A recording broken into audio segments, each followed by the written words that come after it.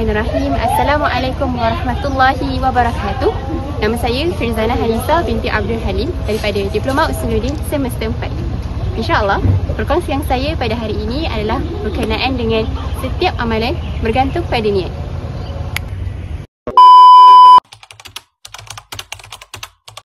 Daripada Amirul Mukminin Abi Hafs Umar bin Khattab radhiyallahu anhu berkata, Rasulullah sallallahu alaihi wasallam bersabda, "Innamal a'malu binniyat wa innama likulli imri'in ma nawa.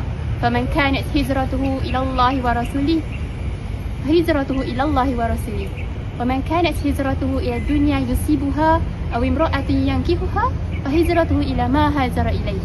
Sesungguhnya setiap amalan bergantung pada niat, dan sesungguhnya setiap orang mengikut apa yang diniatkan. Maka siapa-siapa yang hijrahnya kepada Allah dan Rasulnya, maka hijrahnya kepada Allah dan Rasulnya. Dan sesiapa yang hijrahnya kepada dunia untuk dia dapatkannya, ataupun perempuan untuk dikahwininya, maka hijrahnya itu berdasarkan apa yang dihijrah kepadanya. Berdasarkan hadis tersebut, Imam Syafi'i dan imam-imam yang lain berpendapat bahawa hadis tersebut adalah sepertiga Islam, kerana perbuatan-perbuatan seseorang ada dengan hatinya, lidahnya atau dengan anggota-anggotanya. Yang 2/3 ada pada hadis innal halal bayyin wa innal haram bayyin. Sesungguhnya yang halal itu nyata dan yang haram itu pun nyata. Dan juga pada hadis min husni Islam al-mar'i tarkuhu ma la ya'ni.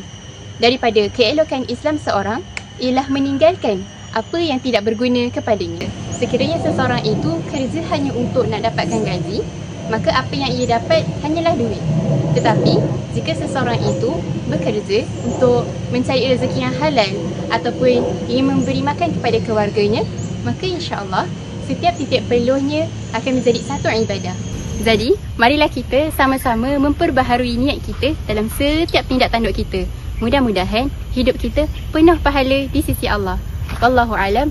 Sekian dari saya. Assalamualaikum warahmatullahi wabarakatuh. Get familiar.